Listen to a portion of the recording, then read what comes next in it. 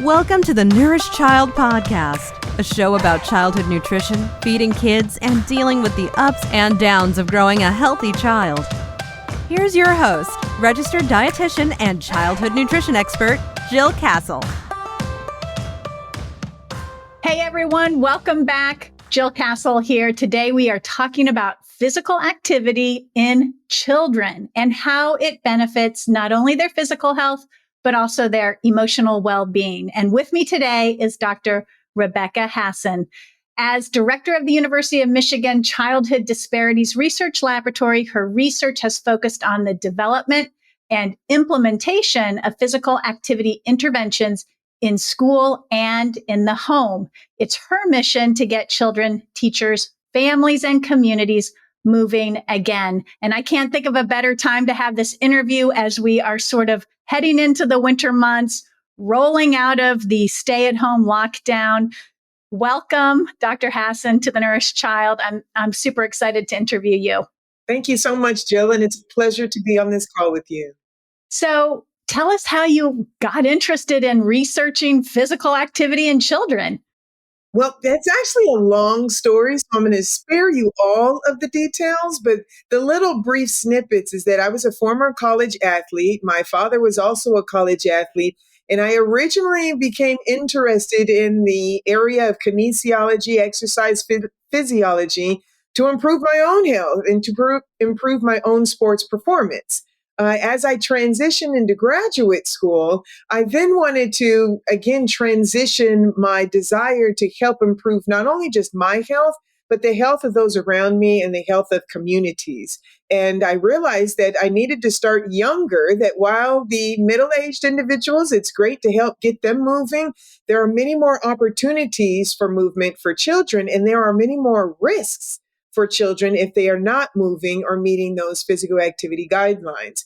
So for the last 10 years or so, I've been working with pediatric populations, and I have, again, fallen in love with helping children to move more throughout the day. It's so easy to fall in love with working with kids. I just have to say, me, myself, I love working with kids also. Tell my listeners, when you talk about physical activity, what does that mean to you? Yes. So physical activity, that's a very broad umbrella term that talks about any human movement. We're usually talking about whole body movement, and it can be of any intensity. And when we think about intensity, we're talking about how hard is your heart pumping? How hard are you breathing? Are you sweating or not? Any of that movement is considered physical activity. That's different from exercise. Exercise is more structured. It's for a specific amount of time. It's at a specific intensity. So you should be a little bit out of breath and you should be sweating just a little bit. Think about a brisk walk. That's considered health-enhancing exercise or health-enhancing movement. For kids, you can also think of play. Play fits into the category of physical activity, and think of recess. So going out, having a blast, running all around. Kids typically move in small bursts and at high intensities. That is considered play, but that also counts towards our movement goals. And then you can also think about, again, structured and curriculum in physical education. That is usually lower intensity, but it's teaching children how to move. So all of those different types of activities count under the umbrella of physical activity. And it's our goal that every child has the opportunity to engage in 60 minutes of health-enhancing movement every single day. I love how you qualify that as health-enhancing. So let's talk about the health benefits of physical activity. And I assume that the health benefits are the same if we're talking exercise as well. But what are we talking about? What can families when they think about, and we'll talk about obstacles to physical activity, because I think a lot of your work is focused in that area. Yes. But why I want parents to feel like it's worth it to, push or encourage health benefiting physical activity. So what are the health benefits? Yes. So let's broadly define health for our parents first, because a lot of time individuals think of health as, okay, I'm reducing my risk for cardiovascular disease. But when you're thinking of children, that's usually like a 50-year goal. And for parents, that's not a real big motivating factor. That my child should exercise now so they don't have a heart attack 50 years ago, Yeah. years from now. Yeah. But what we do focus on a lot when that younger age is mental health and well-being, emotional health, their behavior. So classroom management, we work with teachers. As you're speaking with teachers and parents, a lot of them are noticing, especially as we're coming out of this COVID-19 pandemic, that children are having difficulty managing their emotions, expressing how they feel. And physical activity is a great way and is a productive outlet for some of those emotions and to help them regulate their emotions. We also know that physical activity and exercise, they release happy hormones, so dopamine, epinephrine, and they make you feel good. It also helps to build resilience when you think about participating in sports teams and sports programs. They help children to play well in a team. They help them to learn about how do you lose well. You build leadership skills with engaging in sports. And I think also thinking about focus and attention. So there is so much time dedicated to screen time now. And we have a lot of data that now suggests too much screen time is bad for our focus and attention. It actually can help to rewire that brain. And so as we're thinking about how are we structuring our children's day, we definitely want to be incorporating physical activity into it throughout the day, not only to improve physical health, but also think about those mental health, behavioral health, and well-being outcomes that every parent would love to see their child thrive. And physical activity is part of that thriving prescription. Yeah. Have you noticed that, or I've noticed that parents are much more concerned, particularly since we've gone through this COVID-19 pandemic, they're very concerned with their children's emotional wellness. Yes. And I've really seen, personally, I feel like I've seen a lot of shifting towards that, and that being quite a motivator for parents, that they are more concerned now about, what the ramifications of health prescriptions, for example, are on their children's well-being, not Yes. just their physical health. Have you found that to be true as well, or? Yes, and those concerns are well validated. If you look at the data, global data, we know that there were many unintended consequences of the COVID-19 pandemic on children and adolescents. While the adults were running around trying to prevent actual diagnosis and severe consequences from COVID-19, and so there was a lot of messaging around masking, a lot of messaging around vaccinations, we didn't think about how sheltering in place is going to affect our health behaviors.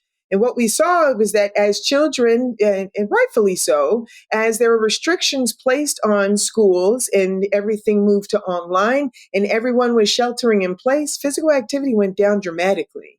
We know that our diet, children were eating, their diet changed and they were eating more fatty foods and more sugary foods because they were experiencing a lot of stress during that time. They were also experiencing a lot of social isolation.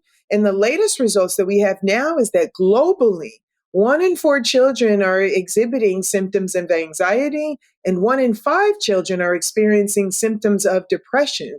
So parents are validated in their fears and worries around the mental health and the emotional health of their children.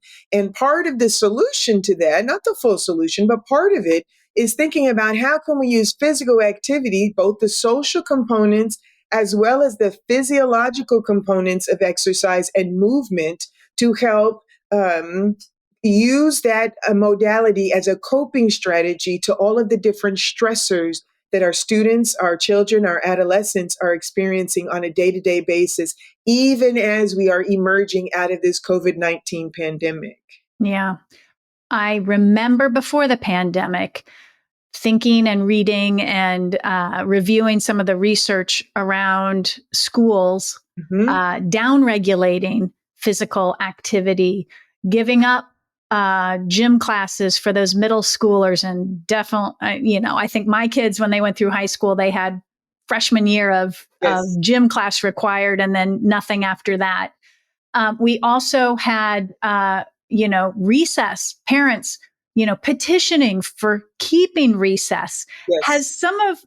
Has that shifted now, or do you see that shifting where schools are really bringing back recess, embracing physical activity in gym classes for all ages? Are we flipping that now that we've had this pandemic experience and seen, some of those outcomes really sort of exponentiated beyond what we thought beforehand? Yes. So I always say that the COVID-19 pandemic was like the movie It's a Wonderful Life, to where we got an opportunity to see what does the world look like if there are no physical activity opportunities or very few physical activity opportunities for children. And we got to see that for about 6 to 8 months. And we recognize that the world is not a happy place when kids don't have opportunities to move. Yeah. And I think not only did I recognize this, but our school administrators, our teachers, they all are noticing that, yes, kids need to move. They were designed to move. And not having the opportunity to move for a long period of time, it really did negatively impact our children's health and well-being. So how do we shift that conversation? Well, there's definitely this movement, no pun intended, in schools to bring back more physical activity, but that is also more of a policy and state level issue. So again, why did PE start to be phased out a few years ago? That was really a function of different federal policies that prioritize the reading, the writing, the math, the testing, and categorize physical education and other curricula as non-essential curricula. And if you think about our teachers and principals, when you're being evaluated, anybody who takes a test and you know what's on the test, you're going to study and focus a lot of time and attention on the things that you're going to be evaluated on. We recognize now that there needs to be more funding, there needs to be more opportunities for physical education. And so one of the ways that we are trying to do that is advocating for, at least in the state of Michigan, more funding dedicated to recess. So incentivizing schools to bring back recess and have 20 minutes of everyday recess. And then we're also trying to look for, can we have physical education, physical and health requirements, curriculum requirements? And then our own research focuses on how do we help classroom teachers integrate more physical activity into the classroom throughout the school day. Mhm. So it's complementary to physical education and recess and sports, but it's just one more buffet option that children have to improve the number of minutes that they are getting in health enhancing movement throughout the day. Mhm. Mhm. I noticed that you have a whole website and videos for physical activity at home. Yes. How, and I'm going to let you describe how that all came about and what you have over there for families to look at. Yes. So that program, that's called the Impact at Home program, and Impact, INPACT, it's an acronym and it stands for Interrupting Prolonged Sitting with Activity. And this program was originally based in the classroom. Again, it's more of a training program for teachers to support teachers in the implementation of physical activity throughout their school day. Teachers know that kids need to get the wiggles out, and they know that exercise can be used to prime the brain for learning, because we know that exercise, even just 5 minutes, a short burst of exercise, can stimulate angiogenesis or increase blood flow to the brain. It can stimulate oxygen to the brain. It actually activates different regions of the brain that focuses on focus and attention. And it also helps to just retain information, so memory. So teachers love to use physical activity in that space because, again, it helps with focus and attention so that the kids are actually retaining the information that they're learning through seated instruction. Mm. During the pandemic, there was no seated instruction in classrooms, and children were learning virtually online. And so since children were at home online, we needed to figure out an alternative way to help promote physical activity. So about a couple of months into the pandemic, the vice president of the State Board of Education, Dr. Pamela Pugh, she contacted me and she asked, how can we actually get kids moving during the pandemic? Since there's all these restrictions, there's nothing we can do. We can't really open up athletics. What can we do? And I flippantly said, well, we can just make videos. Most of us who regularly exercise, we just turn on exercise videos. those of us who are a little bit older, we remember the Jane Fonda, the Richard Simmons videos, and can't we just do that for kids? And that actually ended up, we were able to get some funding that enabled us to partner with the Detroit Public Television to develop a series of about 130 videos. And these videos are developed by PE teachers across the state to help promote movement at home. So it supplements what the children are learning in their PE classes. It supplements what the children are doing in their home, in their school environment. And so now they can bring that to the home and they can watch the different videos. They don't have to worry about injuries because there's someone who is leading them in different activities. They're brief. They're only about 6 to 8 minutes, and they can just nicely, strategically integrate some physical activity into their day. Now, we just thought about using those during the pandemic, but actually, now that we are emerging out of the pandemic, it has been an excellent resource for classroom teachers, general education and special education teachers to use those videos to promote more physical activity and translate what they're doing in the classroom to the home environment so that parents can support teachers and teachers can support parents. So one aspect of the program are these exercise videos. Another important aspect of the program that parents will be able to see on the website is these family engagement toolkits.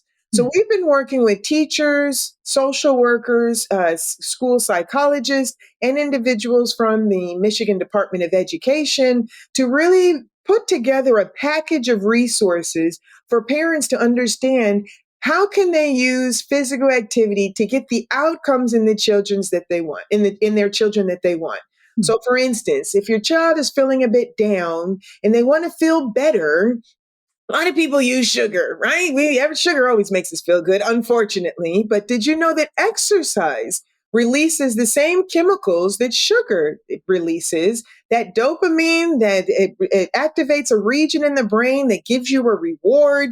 And so we have a whole module dedicated to feeling good. We also have a module that focuses on resilience. So how do we build resilience in kids, help them to bounce back when they experience stress in their everyday life or stressors like the pandemic, and thinking about focus. So we have a module on focus. There's other modules that are on health choices, and we have a whole bunch of there's about 12 different modules that parents can read. There's an activity calendar that comes with them, and each month we release them out to parents in our districts that enables them to, again, practice these skills with their children at home. Yeah. And it's a wonderful way to get moving. And the theme is move together, think together, and be together. Love it. Love it so much. I imagine you're doing some research on people participating in those videos and partaking in those programs. Can you, and I know you're doing other research because I sort of looked into what you're doing as I'm writing a book, and one of the focuses is on physical activity, exercise. That's one of the chapters. And so culling all the recent research around that in children, that's how I found you, actually. And your colleague, my friend Michelle, who was on the podcast before, that's how sort of we all got connected. And but I'm curious, about the research that's stemming from these programs that you are using in the state of Michigan. What are you finding? What are you studying in terms of outcomes? Yes. So we know from the literature and from our own laboratory that unfortunately there are many barriers to regularly participating in physical activity. We know that for elementary age students, only about 42% of kids are meeting that 60-minute goal, and only about 20 to 30% of adults are meeting the 30-minute goal. And so the reality of our society today is that we have engineered physical activity out of most aspects of our lives. And so our research has really been to try to engineer that physical activity back into children's lives so that we can get the health and wellness and thriving outcomes that we're looking for. So some of the barriers that we have identified is that we do have very busy schedules. And you do need to actually schedule physical activity into your daily routine. Lexi Beamer, who is a Ph.D. student working in our laboratory, that is her dissertation question.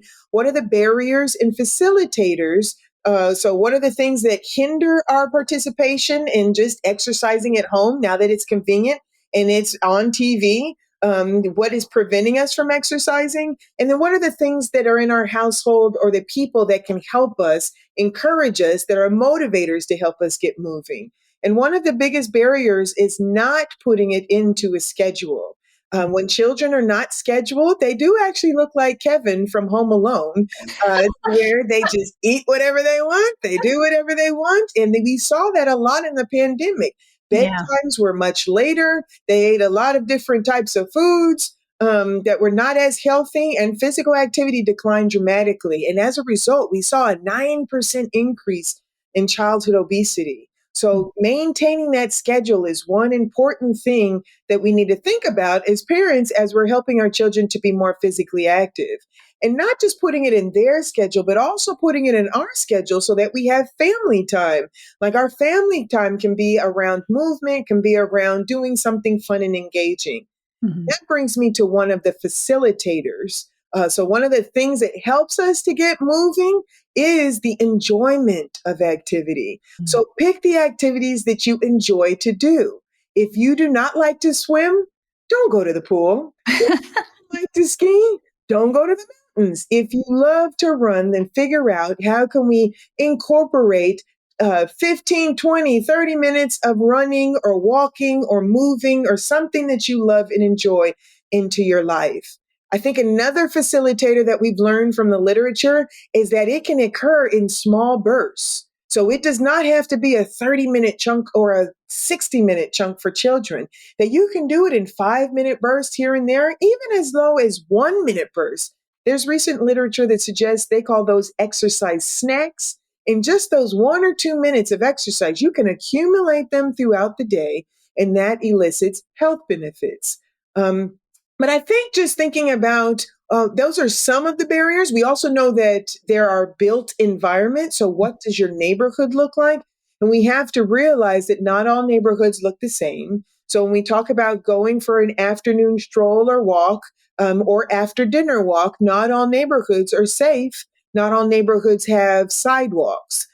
So we want to be strategic about the type of physical activity that we're recommending or engaging in. And so we can also be thinking about different policies that can be put into place so that everyone has equal access to physical activity. Kids change a lot. Their nutrition needs, eating habits, and food preferences do too. So much so, it can be hard to keep up. The Nourished Child, a website designed for parents who want more nutrition education, helps parents like you get crystal clear on raising good eaters. We've cracked the code on nourishing the whole child, whether you're raising a baby, a teen, or a child with health concerns. Our nutrition school and parent education programs help you get the inside scoop on food and nutrients, positive food parenting, and building self-motivated, autonomous kids who are good eaters. Visit thenourishedchild.com today. But that's what our programs have really been working on, is to provide 20 minutes in the classroom of physical activity for students. You can supplement that with physical education and recess. And now that we have 20 minutes of physical activity on television, because the videos are being broadcast on the Michigan Learning Channel across the state, and then if we can involve our communities, our parks and recreation to provide weekend and evening opportunities, then all families across the state, it'll be easy, accessible, and we can find ways to make it enjoyable that, again, improve the health and well-being of students. We do know that weight management or physical activity is a key part of weight management. We know that it's a key part of mental health management and emotion regulation. So all of those benefits that we talked about before, we can translate that to the home environment, school environment in our communities to, again, help our students thrive. Yeah, that sounds great. I mean, I think a lot of parents, when they think physical activity, they automatically in their brain say, I've got to sign my kid up for a sport. And not every family has the bandwidth to do sports. It requires a lot of driving and transportation, and it can really complicate the family environment and dynamic especially if you have multiple children, you're running them all over the place to do sports. So it's very encouraging to hear you say that physical activity really can be, done in small bursts and you can do it within your home. You can do it within your school. It doesn't have to be a formal structured sport. Yes. It is mind blowing, though, to think that children are not getting 60 minutes of just moving around. Yes. In a day. Mm-hmm.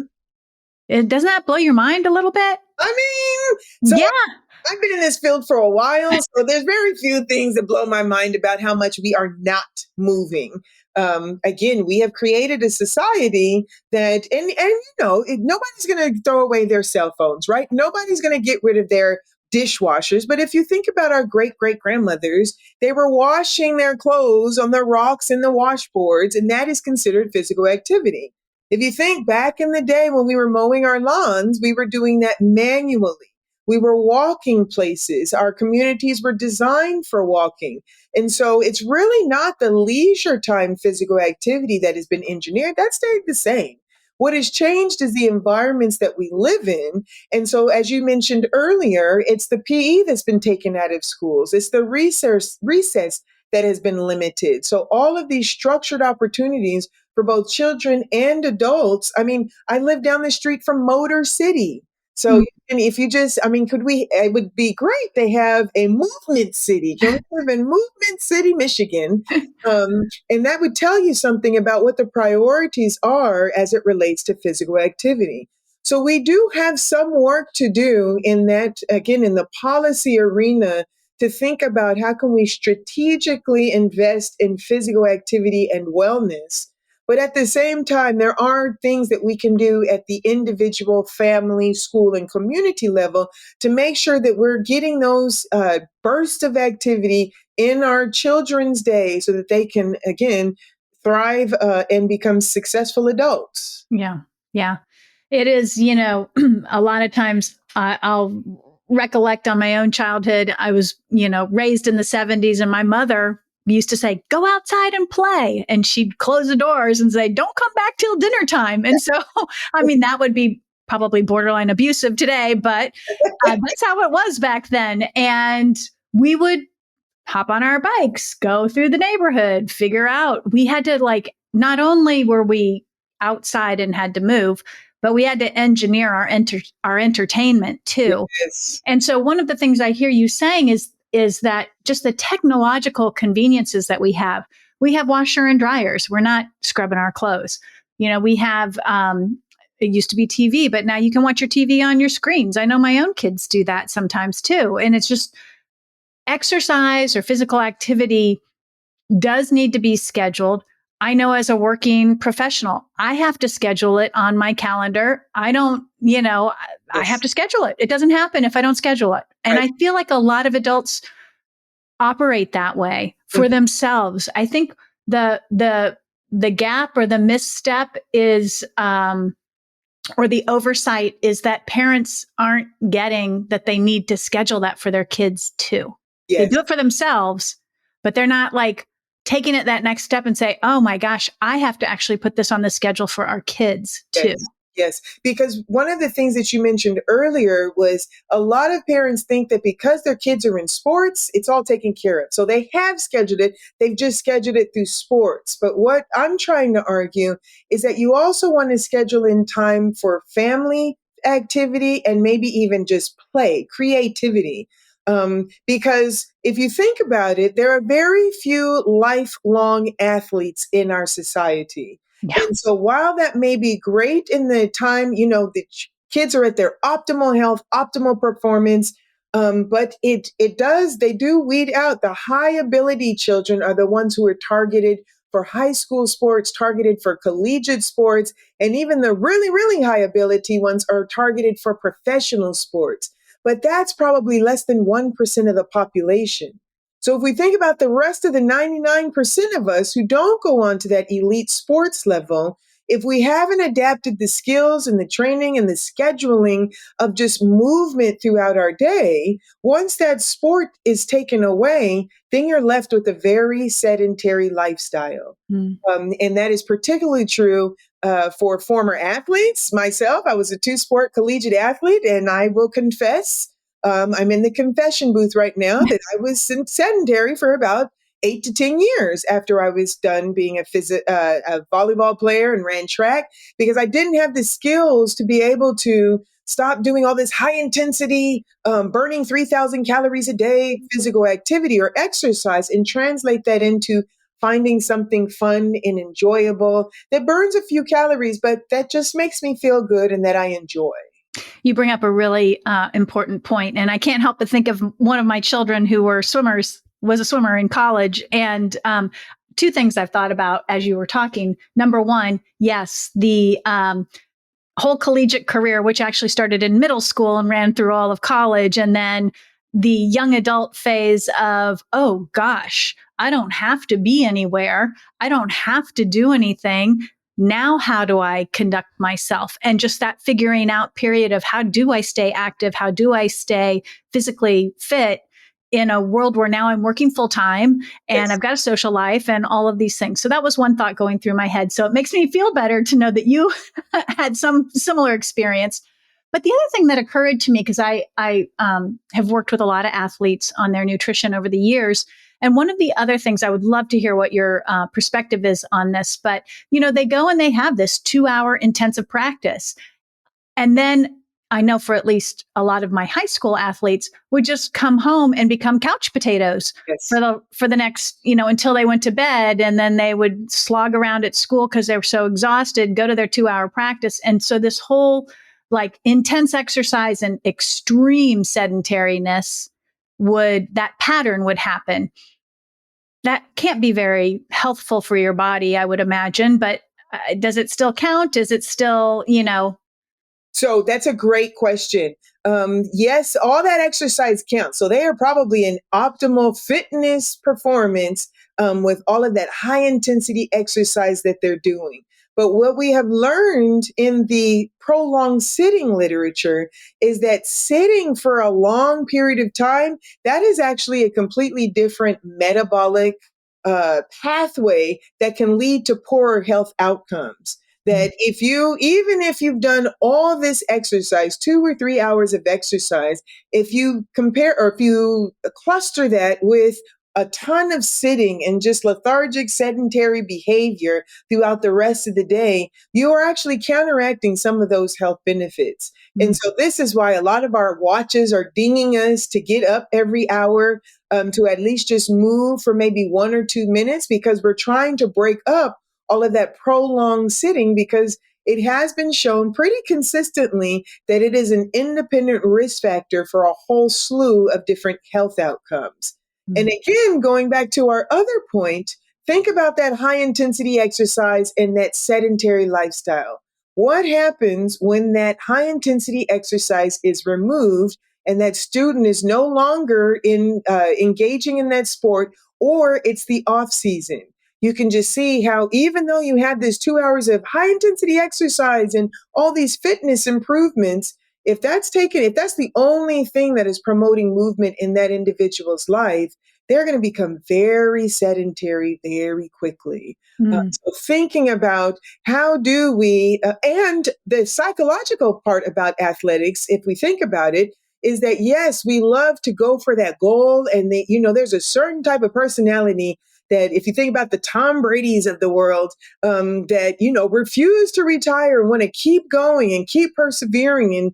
But once that is taken away, what is the psychology behind regular movement, enjoyment of movement? And are we teaching our children how to play and have fun with movement, and that it doesn't always have to be this no pain, no gain sort of mentality, that we want to be able to just foster fun movement so that it becomes a lifelong habit? Yeah. I'm a golfer, and for the longest time, it was improve, improve, improve, get better, be a better putter, hit the ball farther, be more accurate, get on in 2. And now I'm trying to relearn, like, this is my playtime. Like, the psychology of it is let go of the improvement mentality and just have fun and play like it's a game. Yes. I think we forget, like, it's a game. I want to talk about building habits around children and physical activity, and helping parents understand that, not only are they, trying to get kids out and have them, support their movement, but they're also building habits, right? These are what you do in childhood is what you do in adulthood for the most part, right? Yes.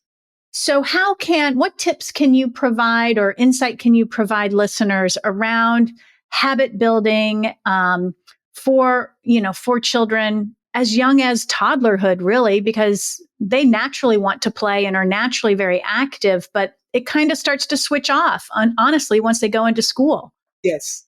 So I think that, again, going back to the conversation about schedules and routines.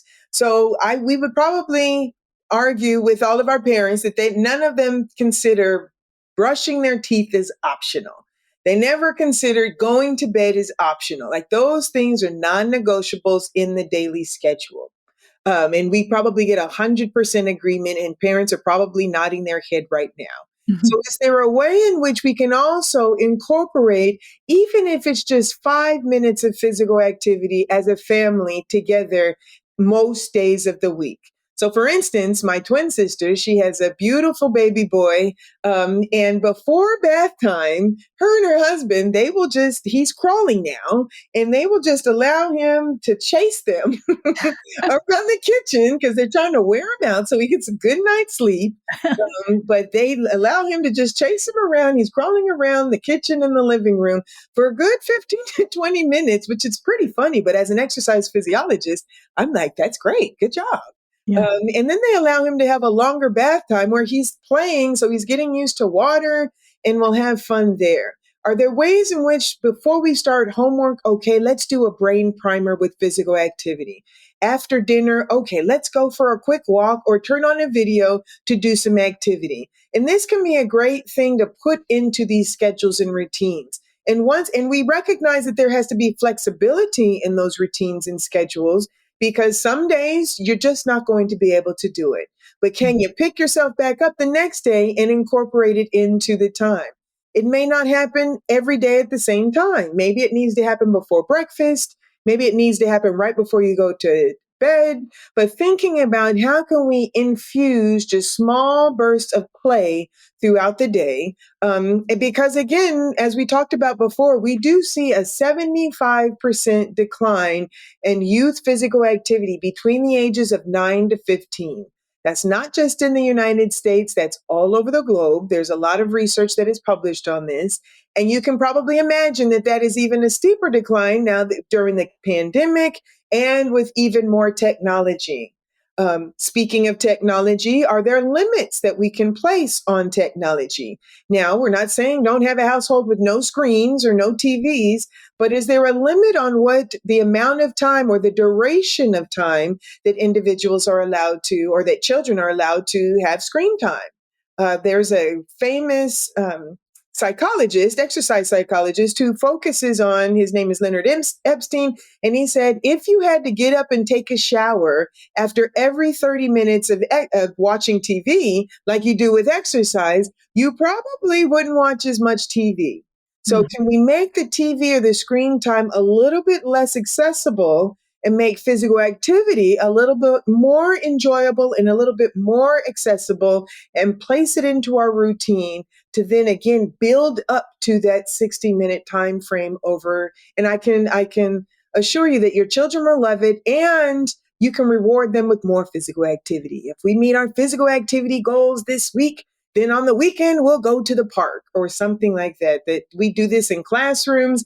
And I think that's the only age group that you can incentivize doing their exercise with the reward of more exercise. Yeah. And if we can build that mentality in our children throughout the younger years, when they're a toddler, when they're beginning to walk, when they're in elementary school, I do earnestly believe that we can start to see those behaviors in middle school, into high school, and into college, and into adult livelihood. Yeah. Yeah. I think it goes with all of the different health habits: sleep, screen time, sitting around the table for family meals, food balance, all of those things, the more structure you build into those things, Yes. those behaviors, the more success you're going to have. Now, imagine some parents out there might say, gosh, like this feels all controlling. We're controlling the schedule. We're, 8 o'clock, we're getting up. 9 o'clock, we're walking to school. 10 o'clock, we're in the classroom. 12 o'clock, we're eating a healthy meal. I mean, like I can just see some parents are going to sort of like push back, dig their heels in. Like this just feels too controlling, too structured. What do you say to that? Like how do you respond to that? Because there's a part of me that feels like maybe we got a little too loosey-goosey back in the 80s and the 90s. I don't know. And now we're having to pull the reins in and tighten things up again. Or is structure just a solution to the current environment that we live in? I mean, in my opinion, I would say it is a consequence of the environment that we're living in, that there really are very few things in our current culture that are promoting a healthy lifestyle.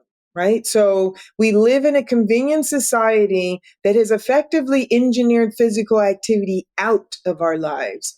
And so if it's a priority in our life and we recognize that it has many different benefits to it, we unfortunately, until we see some larger scale policy changes, we are going to have to take a little bit of initiative in our own lives and schedule it in individually.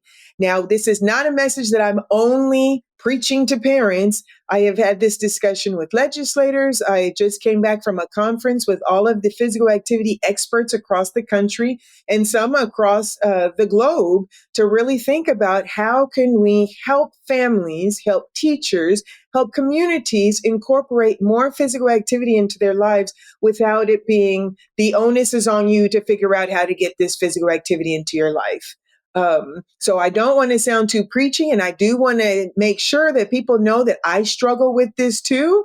So as the academic year began in September, I'm currently training for a half marathon, the Detroit Free Press Half Marathon. I broke my toe, and so training had to come down. But once the academic year started, it was very difficult for me to readjust and get those miles in. And so I think this is a difficult challenge for all of us to be able to get live a healthy lifestyle with all of the different temptations, for lack of a better word, temptations to sit all day, temptations to eat food that's high calorically dense, that's not as healthy. It takes time and resources. I always say it takes a full part-time job. Like you have to have a part-time job in order to do all the healthy things that we are being told to do in the current environment that we live in. But I do want to say, if this sounds overwhelming, I would encourage parents to just take the next right small step, whatever that looks like for you. For some, even though we're talking about physical activity, it might just be talking about flossing. Flossing takes 2 minutes a day, and you go to your dentist and they say most people aren't even flossing. Yeah, true. You can't do 2 minutes of flossing, then how much? I know you're not going to do 60 minutes of exercise, but is there something, can you make one mindful minute a day about doing something healthy? Then can we multiply that to 2 minutes? Then can we multiply that to 3 minutes? And just starting off slow, what is something that is doable? Because what you don't want to do is create the stressful environment that then leads to failure. We know that stress is the combination, the classic psychological definition of stress is when the demands, your resources that you have do not meet the demands that are placed on you. So if all you are hearing are these demands to exercise more, demands to eat right, demands to get enough sleep, demands to floss and brush your teeth, demands to do this, this, and that, and you don't feel like right now you have all of the resources to meet those demands, then just pick one of those demands and adjust the expectation that you have around that demand. And over time, you can slowly build and then recognize that as seasons change, as life stages change, there's going to be more opportunities to move. And then there's going to be more barriers to movement in healthy lifestyles. but give yourself grace and take one day at a time, and give that same grace to your children to let them know not every day is going to look the same, but we're going to make one healthy choice today and build on that as we move along in the future. That's great advice. And I would just add also tap into your kids, because they know what they like to do for movement. And that can take the pressure off of parents if they're get their ideas from their children and get that all situated that way. Absolutely. Rebecca, thank you so much. It's a great place to end. I would love to share how parents can learn more about you, your research, your videos. Where can they find all of those things? Yes. So if there are any teachers listening to this podcast, we have a ton of resources on how you can integrate more physical activity into your classroom. And that is in our INPACT website, Impact website. So inpact.kines.umich.edu. UMich impact at kines.umich.edu. For the parents that are listening, we have a separate website that has all of the resources that you can use to promote health and wellness in your own home. And that website is impact, in as in Nancy, INPACT at home, ATHOME.umich.edu. So impactathome.umich.edu. And you can just look up my name, Rebecca Hasson, Hasson, and most of those websites should pop up, or you can just send me an email, hassonr@umich.edu, and I'll be happy to answer any questions that you may have. Awesome. Thank you so much for sharing your research, your insight, your knowledge. I think the work you're doing is fantastic, and I'm thrilled to be able to share it with the listeners at The Nourished Child. Thank you so much, and let's move, everyone. Let's move.